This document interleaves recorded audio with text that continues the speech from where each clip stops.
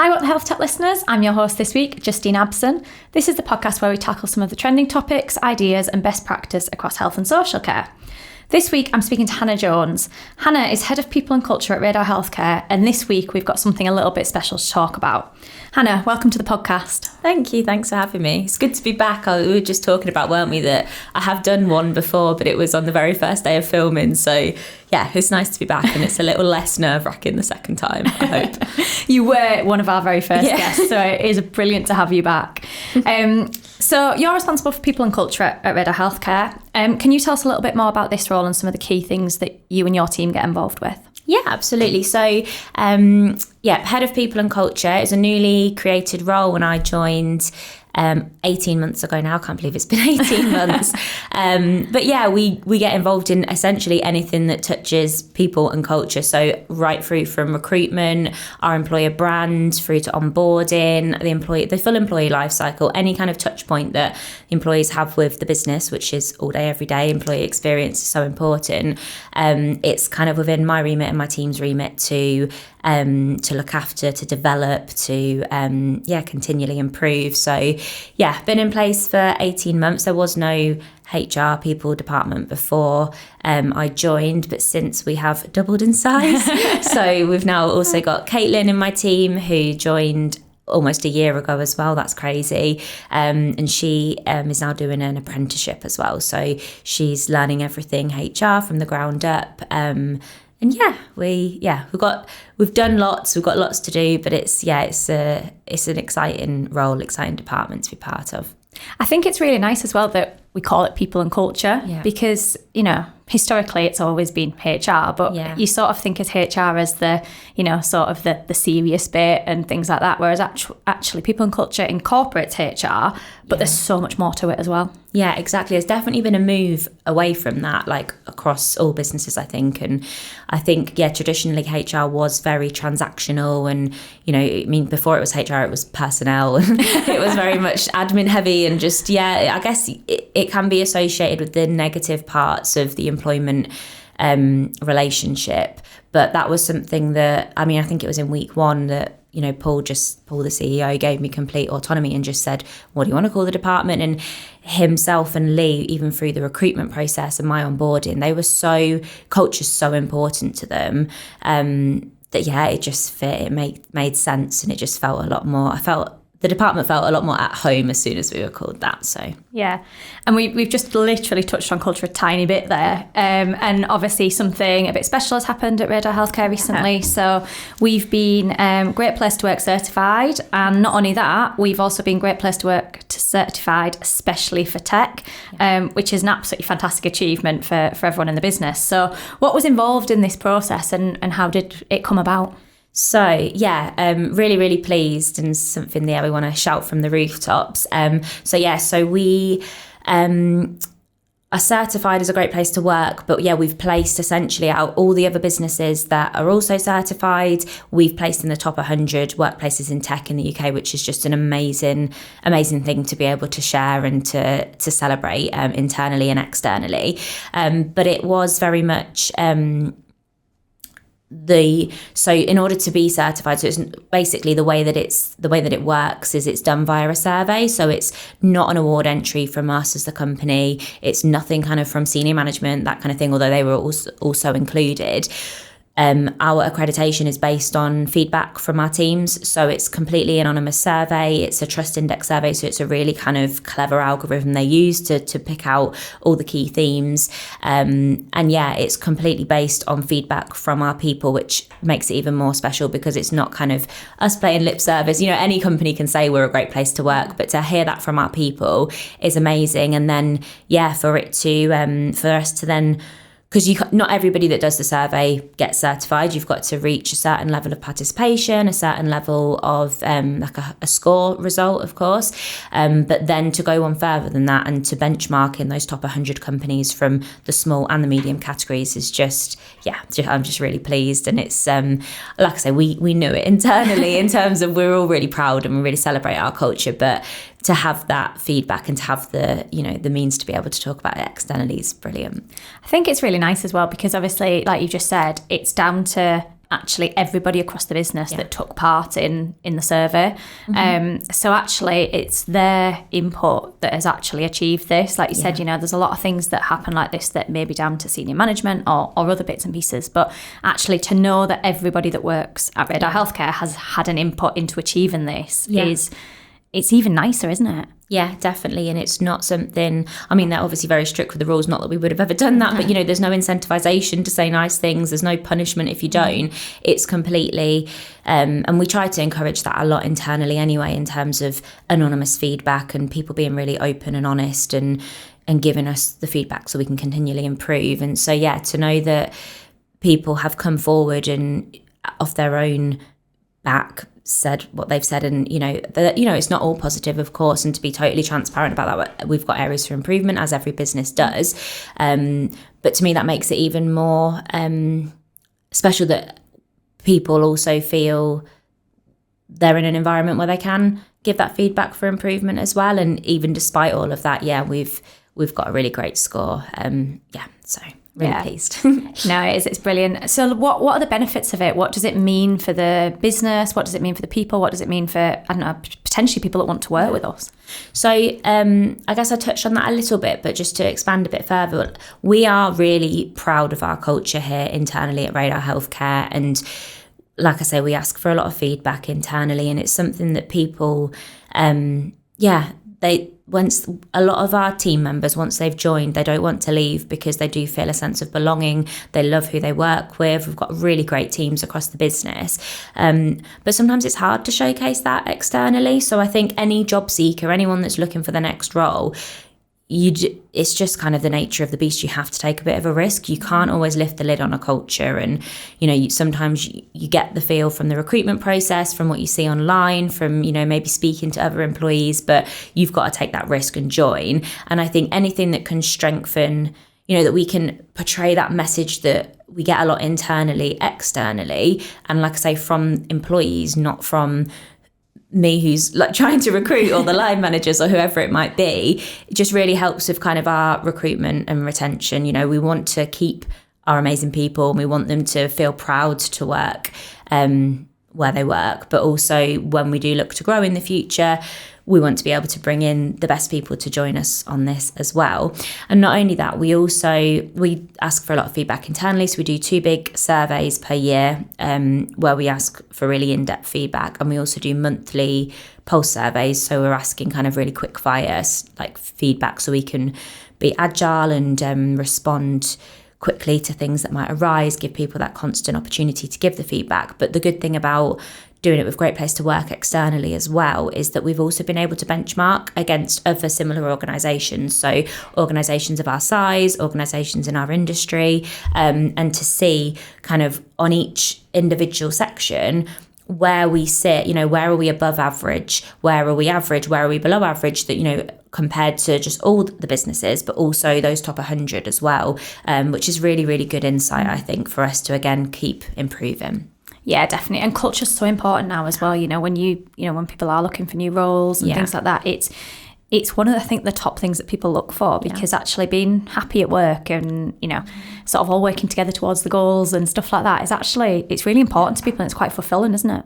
Yeah, definitely. I think I said this actually in the last podcast, the last, as if I do them all the time, my one and only podcast. But it was very based on culture, of course. And I strongly believe that we're all humans before we're employees. So we're parents, or we're sons or daughters, or we're sisters or brothers, or we're friends, or carers. We've got loads of stuff going on outside of work. But the nature of how society is set up is we all spend a lot of time at work, and it's so important. I've seen, and you have, and probably the listeners have, I've seen friends or family completely change in like their just enjoyment of life, their mental health levels, their well-being, because and it's not a bad salary, it's not a bad job, like the role, it's the culture, or it's the manager, or it's the environment they're in. And it's so important that, as an employer, we get that right, because otherwise, without our people, we don't have Radar Healthcare. Like we're very people first. Yeah, so. I've got personal experience of that from a long time ago. And yeah, it does. It massively affects everything about your life outside of work as well. So I think it makes it even more important in that sense. Yeah. So we've touched on the fact that we've placed in tech specifically, which was an even, a lovely added bonus almost of Great Place to Work. And we know in tech, its ability to adapt quickly to the constantly moving goalposts is something that's really important. We're a tech company, and we know that things evolve all the time really, really quickly. So how do we help our employees to kind of react to that stuff? And what are the benefits what benefits does that bring to our customers? So I think this is something actually that is quite topical today, because as you know, we've actually just been on our monthly all hands call this morning, which literally just finished, and I think we both jumped in the car and came over here. But yeah, what we're trying to put a big focus on at the moment is training and really equipping our team. So we've got a fantastic product training team in place and some fantastic e-learning and things like that. But what we've kind of noticed, again, opportunities for improvement, is we want to really equip and invest in our people to be experts in our product, in our customers, in our industry, in our company, in our processes. We want to really, really support with that. So that's something that's a big focus at the moment. But aside from that as well is just continually, we invest in our people to do their external training as well. So everybody gets a budget of £1,000 per year to go and spend. And, there's certain parameters around it in terms of we do need it to be kind of specific to your role or your goals. But outside of that, it's very employee-led. So we want to see what people are passionate about. We're going to get the most out of them for investing in them to further that skill and to further skills that are going to help with their career progression. But yeah, I think we're an agile business, and yes, we're getting bigger. And we're getting more processes in place and all the great things that come with that. But we are an agile business, and we have to make sure that we're allowing our employees the flexibility to adapt and to grow with the business and to and to keep changing. So I think that's really important for our customers as well from that point of view, because actually, you think about Great Place to Work being certified, actually by investing in our employees and by making them the best they can be with their job, then our customers are going to get the best service they can possibly get. And also like our partnerships as well. So, people that we work with, they know they're working with a company that really invest in this sort of training and whatever else it might be. But I think it has a really positive impact on that side of things as well. Yeah, exactly. And I think it kind of ties into what we're always trying to achieve here internally and externally at Radar Healthcare, is we really want to live our values. And, we're a customer focused business, and we want to make sure that from my point of view, the interactions we have internally, and I know that anybody joining this business is going to have a good employee experience as long as we're doing all the things we need to do and we're working together to get there. And we want that for our customers as well. And just, being able to, be as knowledgeable, as passionate, investing in our people to have all of that to hand is only going to positively impact everyone they come into contact with. So that's the plan. Without a doubt. So you're really keen to create a workplace where employees can thrive at Radar Healthcare. And we've already done, you've already done so much as well to kind of since coming into the role 18 months ago. What have you got planned to ensure that we can continue with this? So lots, there's always lots going on. And again, going back to the previous question, it's always slightly adapting as well, depending on, because our product's evolving all the time, our customer base is evolving and our priorities are. But yeah, we've got lots in the pipeline. So I'm actually working closely with someone from your team at the moment, aren't I? So Becca, who's got a real passion and knowledge and skills in internal communication. So she's in the marketing team, but yeah, a real desire to progress in internal comms as well. So she's working with me for 1 day per week, and she's been absolutely brilliant in setting up a lot of processes and mechanisms to bring people together and to get this communication part just continually improving it, especially as we work predominantly remotely. We are a hybrid business. We've got other things. So, since being in place, we've implemented systems and all things like that. But things like handbooks, so like having a an employee guide where you literally, as an employee, you know where to go to find those questions that just supporting people with the basics. We've got some really exciting things coming out there. We're getting people together more regularly now because we're finding that's having a really positive impact. And that is, the one thing that we miss with having a hybrid culture. There's so many benefits, and it's something that scores so highly in our surveys, that people love the flexibility they have, they love the autonomy, the trust, but also there's no denying that with that, you miss out on those conversations at the coffee machine, or you miss out on just some of that relationship building or just that quick fire question answering. So we're trying to really work out, okay, how can we have the best of both worlds? What else can we put in place? And we have, like monthly all hands, like I mentioned, we've just been on that call this morning. We have like weekly brew breaks. We're looking into weekly lunch and learns, things like that. How can we get people together and make sure that they are in the right environments to ask the questions and to continue to thrive and to grow with us alongside all the other bread and butter HR things around, goal setting and investing in people's career development. So there's lots has been done. There's lots to do still. But all good stuff. And the great thing about Radar Healthcare is that there just seems to be such an appetite across the business for it all. People are just chomping at the bit to get involved, and it's just great. It's not always, I don't take it for granted because it's not always the case in every organisation.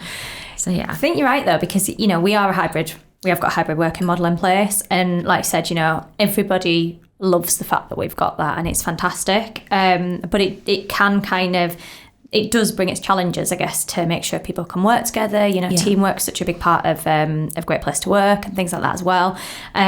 So I think actually having those sorts of things, you've mentioned the socials, which we all know we love. Yeah. And I think, we've got, our new office and things like that as well. So there's actually I think what's really good from an employee point of view is actually there's lots of encouragement to get together, and it might not be that everybody goes in all together, but actually you get quite a lot of people from different teams that may go into the office at the same time. And I think the fact that that's encouraged is really positive. Yeah, I think, because everybody's different, aren't they? Like I said, we're all humans first, and some people want loads of that, some people don't want a lot of it, but that's kind of the model we've tried to adapt, and it's something that is really, I think, appreciated by the people across Radar, is that there's flexibility there, but then there is also that expectation of, okay, we are going to invest here and put on a big social, or we're going to bring everyone together for like a company workshop day. We also then, encourage and really kind of expect people to come in and get involved in that. And we try to make these things as inclusive as possible. And we've probably got work to do there still as well, of how we can continually adapt our get-togethers and make sure that those people that may be more introverted, for example, or, how we can make it a really comfortable space for everybody. But the feedback so far is that people do feel really, it's nice to be in the room with everyone and be a part of it, and be a part of the buzz and the idea sharing and stuff like that. I think as well with where we've got our office, it's within like a shared working space, and there's lots of obviously breakout areas and things like that you might go and sit and have a little meeting, and actually there's somebody from a completely different business that's sat next to you, and they also encourage like lots of things outside of work, like our little socials, or drinks on the rooftop bar or whatever it might be, and even little things like sometimes during the day they'll have, the other week they had like, everybody bring your dogs in, and there's lots of things I think that happen as well amongst from a wider point of view. So I think even picking that particular building that our office is in it all sort of contributes to the culture that was already good, but it just like elevates it a little bit. Yeah, do you know what? I think we really fell on our feet with that, because it wasn't a planned move. It was an unforeseen change, just with the building we were in. It was out of everybody's control, and it all happened quite quickly. So it was a little bit stressful. But I think I'm so glad it's happened now. And I think we had like 1 month before Christmas to turn it all around in. But we just knew when we walked into our new place, we just felt more at home. It felt more aligned with, what we're trying to achieve as a culture, and also on those opportunities where we do get together. We want people to come in and have that social aspect as well, because when you're working remotely, you don't get to go for lunch with people, you don't get to have a drink after work or have a coffee or whatever. So I feel we have really fallen on our feet with having a workspace that we've got a lovely workspace where you can get your head down and work, but we've also got stuff outside of that where you can be a bit social and enjoy Leeds City Centre as well. It's a really nice place to be. I love going in. I go in once or twice a week now. And I'd never worked in Leeds Centre before, and I wasn't that fussed about it, but now I really enjoy it. It's nice to get out and about and just be around people and the buzz of a city. I agree, it just costs me a fortune. Yeah, that's true. Yeah, with me, with food. Yeah, I end up spending. Yeah, that is the one drawback.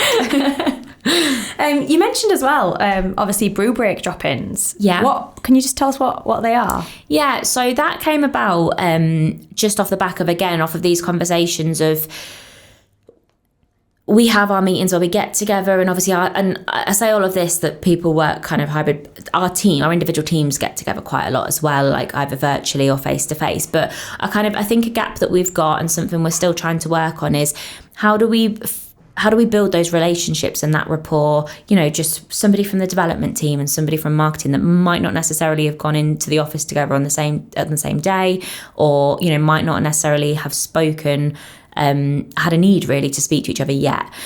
So how can we just create a space where people can drop in, and also on a wellbeing perspective as well, because it can be quite lonely and isolating some days depending what's going on at home. So we alternate them between a Tuesday and Wednesday, and they're completely optional. So some weeks we get nobody turn up, some weeks we get a few people. It's just literally 30 minutes in the diary. It's in everyone's diary. Drop in, take your cup of tea, your cup of coffee, and just chat about the weather, about you going on holiday or work-related stuff if you want to. I think some people get involved, some people don't, but there's probably more things we can explore on that front as well, just to provide I think this is a big thing in my role in general is, I think I've said this 4 times, but everybody is different. And some people will be really comfortable to put their hand up and say, do you know what, I'm really struggling, or I need help with this, or things are really bad at home. Some people won't, and that's fine. And there's no, people don't have to share that inside the workplace. But the more kind of doors we can leave open in different capacities, I think just enables that person that might be a little less forthcoming with things just to be provided that opportunity to speak to someone if they need it. Hopefully they don't, but if they do. Yeah. I think that's what's really good though about the brew breaks, which is why I thought it was worth just kind of delving into it a little bit more, because it is something a little bit different. And I think it does depend on kind of what situation you are in at home, It might be different for someone that, has got a family or a partner or anything else. But if you live on your own and you work from home as well, there is that lack of social interaction. So actually having that half an hour in your diary where you can go and just have a little chat to someone, whether it is about the weather or, whatever's going on, I think it can make a big difference. And I think when you mention about that wellbeing part of it, that is the bit that I think, when everyone did get thrown into lockdown and working from home, like, which a lot of people didn't, that was the thing that a lot of people did miss. So I think what's really good about all these different options that we have is, like you said, everyone is different. Everyone works differently. Everyone has different roles and different pressures on them in their roles. So actually by having lots of options of communication channels or places that people do feel, those safe spaces that people do feel that they can drop into, I think is really great, because you won't get everybody that comes to everything, which that's not what they're there for. They're not to expect everyone to come to everything, but they are there to give somebody the chance to go, well, I don't really fancy going to that bit, or I'm not really social and don't want a big night out, but actually I love those brew breaks that you do every week. So I think that's a really important thing that we've put in place. Yeah, I think, like you say, it's you can take it or leave it, but at least it's there for those, just if and when. And it might be different week on week. Sometimes you might really value it. Sometimes you might, you might have so many other things going on that it doesn't even cross your mind. But I think you're right. Just having those things in place, it just provides options, doesn't it? Definitely. So obviously we've talked about feedback, we've talked about surveys, obviously the great place to work. So what feedback's really excited you when you've looked back at what employees have said about Radar Healthcare? Like, has there been anything that's really stood out that's sort of really surprised or excited you in particular? I don't know if this sounds really cliche, but I love reading through our surveys. And like I say, that's not me trying to say that it's all sunshine and rainbows. We get really good constructive feedback and criticism in there as well about things that we could be doing better and things that, we can be working on. And I think any business would be fooling themselves. I might be wrong, and there might be some unicorns out there, but any business would be fooling themselves to think they've got it absolutely perfect, because I think that's the nature and that's the exciting thing about culture, is that it's not a static thing that you just say, oh, we've got our culture nailed and that's it, we can just put our feet up. It's continually moving, continually evolving, and you need to really nurture it and protect it, because all it takes is the wrong hire or the wrong treatment of somebody within your team for it to really go downhill. So, but going back to the original question, I love reading through our surveys. We get so much really great feedback about all the things that speak to me, not as a people and culture professional, but as an employee, like things that I would look for. And if you could lift the lid under a potential employer and actually see these things and hear these things, you'd be so reassured, because people just really feel a sense of belonging. They really feel a sense of respect and admiration of the people they work with. So it's just such a good team feel amongst the teams, across the teams, although, like I say, that's an area we're working on of bringing our teams together a little bit more, especially for the newer people joining the business that maybe haven't had that many face-to-face opportunities.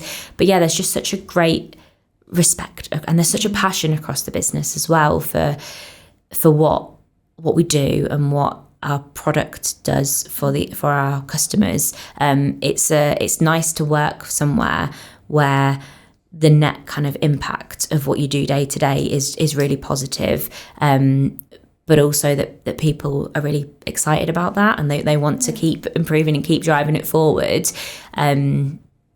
So there's loads of really good feedback. And then, like I say, there's also the areas where people are really honest and they come back and say, this could be better, we need to work on this hasn't been looked at. And with that, I also get a sense of pride not pride, I don't know if pride's the right word, but I don't take for granted that people also feel open. People do feel open and safe to give this feedback. Because I know from personal experience and from friends and family that they wouldn't even dare put certain things on this survey because they're worried that their manager would know they've said X, Y, and Z. And maybe there are elements of that across the business. I hope not, but we do get so much of both that and the fact that people participate as well, that's actually a really good indication of engagement, because if you're totally switched off and you're just not bothered anymore and you've one foot out the door, you don't even fill out these things. So yeah, there's loads of really great things in there. I think that's participation is one of the hardest things, I think, to get people to do, especially when they're busy and things like that. So again, I think it does show that people want to, tell you their opinions. And you're absolutely right. If we were just getting constantly amazing feedback, you'd be like, it would almost red flag it in the other sense of, what are people scared to say? Yeah. Because we want to create like a psychologically safe environment where people can, and obviously it is anonymous, so it should be a little bit safer anyway, but where people can share that feedback and share it to their line managers and people internally as well. I think having because we also do a monthly employee NPS score as well, so getting that feel is something that we track with our customers. It's something that's really important to us, our customer experience, and making sure that we've got promoters, people that love the product, but we've brought that internally now as well. So we're working out, okay, who's a promoter, who's the one that's going out and actually telling their friends and family, and we get a lot of actually referrals from employees, which is really nice to see, but who's actually going out there and saying, I work for a great company, come and join us, or who just isn't, who's passive, who's not really saying anything either way, and then who's detracting from it. That's been really powerful as well, and having that month on month, so we can literally say, has there been a dip or there's been an increase? Why? That ties back to something we've just done or something we've rolled out. It's really helpful. I think there is a really strong support sort of side of it as well. So one thing, and I think that this is at all levels, so one thing I certainly found when I got promoted onto SMT was the amount of people within SMT that reached out and sort of checked I was okay within the first few weeks, and, you know, sort of lent me their ear and was like, right, if you ever want to chat about anything, or, you know, and, you know, it wasn't, I wouldn't have thought anything of it had they not done it. Yeah. But actually the fact that just their natural reaction is to just almost check in was a really positive thing for somebody new going into that sort of area of the business as well. And I think that's like just a fantastic example of the things that you can't really record and the things that we can't sit and make a note of every single thing. But they're the powerful moments that create that feeling of belonging, aren't they? And that feeling of safety, or feeling of, like I say, that really high level of respect and admiration, and people like working with each other because of those little things that they're not prescribed. No one's getting a nudge saying go in and check on that person. It's just within people's nature, and we recruit for those kind of people as well, because, like I say, we want to nurture and grow this culture, but we want to protect it at all costs as well, and they're the kind of people that really thrive in Radar Healthcare. I think that's the other thing, that going back to the culture bit and recruitment as well, I think there is an element now that people do recruit based on kind of their values and their fit and things like that. Because a lot of the time you can teach skills. Obviously, people need to have the skills for the job role that they're going for, but you can teach people to build on certain skills and, you know, that side of things. But it's much more difficult to teach someone values, or to, because that's a natural thing. Nor would you want to. So this is something I say in every interview or like discovery call or anything, any recruitment process I'm involved in. I will always say, this is really important to us. This is why I'm involved in the process. Our culture, you know, everything that I've kind of talked about today, but this is super important to us. This is why I want to go through some of these questions with you to see kind of, are you aligned? But it's also really important for you, because if they're not aligned with our values, that doesn't make them wrong and us right, or vice versa. But it just means it's not going to be a good fit. And, you know, we don't want to bring someone in and try and change who they are as a person. We just want people to join us that, you know, I'm not saying we recruit the same type of person, because we've got a real like variety of different people in the business, but we've all got that common, the common value set and the common kind of shared mission and things like that. So I think it's really important in that recruitment piece, because like I said earlier, all it takes is one, I say bad hire, but someone that joins the company that's really feels strongly another way, and how that can spread quite quickly and have a negative impact on kind of where we're trying to get to. So I mean, that might be one of the next things, might link into something that I'm just going to ask about. So what would be your top tips, your top 3 tips for, you know, maybe a company that is looking to improve their culture, or maybe they haven't got, you know, people and culture person in place or anything like that? What are the top sort of 3 things you would say that are sort of simple enough that they could start and look at? That's a really good question. So my top one will always be ask for feedback. There's no point trying to drive a culture. You've got to lead by example, and, you know, the leaders in the business and the managers and the people that are setting the strategy and things like that, yes, they have to lead by example, but there's no point one person at the top, or I say at the top, or one person in management or whoever saying, this is what our culture is going to be, let's go. You need to get your feedback from the people that are in the business, from the fabric of the business, the people that are dealing with customers, the people that are building the product, the people that just, all of your people, every single opinion is so important. So the more feedback you can gather, the better. And if you're at a starting point with that, of working out, okay, maybe if you're having this conversation, maybe it's the case that you've noticed there's areas for improvement, or nothing's really been formalised, I don't know, but get the feedback and start from there. A second thing I'd say is, when you say about kind of not having a people and culture person or department in place, that is one thing that I count my lucky stars for with this job, is that there was no HR department, people and culture department in place before, and that was part of what attracted me to the role as well, because I wanted the challenge of going in, starting from the ground up, etc. But I walked into this business on day one with, there was already a fantastic culture, and that is because of so many people across the business. It's because of Paul and Lee, the founders, who have been there, you know, they'd been there for 8 years before they brought in a people team, but the other people that have been there, you know, all along, building that product from scratch, the people that have joined along the way, they organically grew that culture, maybe not even necessarily so consciously, just by who they are and how they deal with things and how they treat people. They organically grew a people first culture without actually having someone dedicated to looking after it and setting a strategy for that. So that's really important as well. So I think you need to kind of have a look at how are you showing up? How are you showing up for your people in your work operations, and you're training people? What does that look like? Because all it takes is, the wrong message there or the wrong kind of example being set. And third, I think there's just so much. It's such a multifaceted thing, isn't there?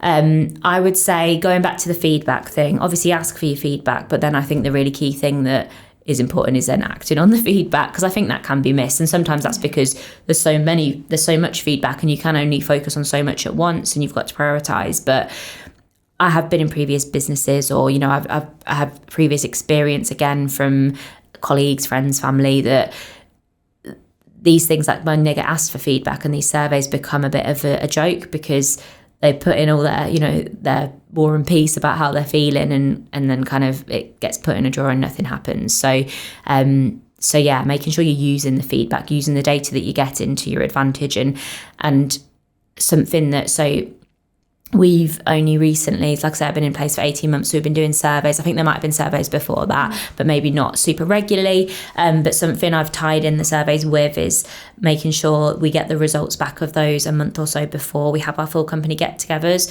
So the plan is to always include a session in there about, okay, this is what you said this time, this is what we've improved since last time, this is what has been identified, so we can show that kind of commitment to listening and acting on it. It's something Paul and Lee feel really passionate about as well, isn't it? Yeah, I mean, that for me is absolutely essential as, as someone who fills that stuff in. Like you said, we've all probably been in places where people go, oh yeah, fill this in, do this. But if you can't ever see it being acted on or even just shared, then there is a lack of engagement then. Yeah. And once there's a lack of engagement, then people won't participate, and therefore it's like that sort of snowball effect, isn't it? So going back to your point earlier about actually these things can unravel so quickly, like a little ball of thread almost, that by just putting those little things in place at the beginning, make a massive difference. Yeah, definitely. So, Hannah, you've been on the podcast before, so we normally end with a What the HealthTech moment, but I'm going to ask you something a little bit differently instead of your What the HealthTech moment. So, What's the one thing you feel most proud of as Head of People and Culture at Radar Healthcare? This is going to sound super cliche, but it's the people and the culture, but I have to pick one. It's the people. And like I say, that's when I say proud of, it's nothing that I've specifically done, but I'm just proud to work somewhere and to be part of the people and culture department of a company full of such, like I say, passionate, caring, driven, interesting, knowledgeable people that all really work together as well. And I don't take that for granted at all, because a big part of my role is being able to influence people or bring people along on the things that we want to put in place, and as we grow and we continue to put in place, having such a great bunch of people to work with is great. I love working here, and I think it's and like I say, that could change, and it's my remit to protect it at all costs and make sure that our people feel that way about the company. So it's not one way that we think, oh, we're employing some really fantastic people here and we want them to stay forever. We want them to feel, oh, I work at a really great company and I want to stay. I know it's not maybe realistic to stay forever, but to retain them for as long as we can. And in an ideal situation, the only time that they're going to move on is because we've developed them and set them up for that next stage of the career that maybe we can't provide at this stage, or maybe that something in their life changes that's out of our control, family, things like that. But we want to really nurture our people and make sure that employment experience is just positive, even if it gets to the point of the end of employment, that's super positive as well, so people walk away thinking, oh, I'd go back there. So yeah, I'm really proud to work here. I think as well, like working in healthcare, we see people that are passionate every day in healthcare, and how much people genuinely do want to make a difference. We've talked on the podcast numerous times before about carers and it being a vocation, and they're doing it because they genuinely want to go and care for people. So I think as well, kind of having that what's so lovely about this is, and the things we've chatted about today, is that as much as we see it in healthcare, this is applicable to any business in any sector. And anyone can kind of start and put these little things in place that could make a really big difference for the people that work for them and with them. Yeah. And I just think it's one of the most important things to get right. I know I would say that, but it is. Like, if you could have the best product in the world, you could have the best hospital in the world, the most lovely, modern, but if you haven't got the people there, then you don't have, I think every culture should be people first, but I'd probably be in the wrong job if I didn't think that. So, but yeah. I think that's the perfect way to end as well. I think we've covered so much today, so thank you so much for joining us. I think there's so much that people can take away from today's episodes. It's been fab. It's fab for me. And thank you to everybody else for listening.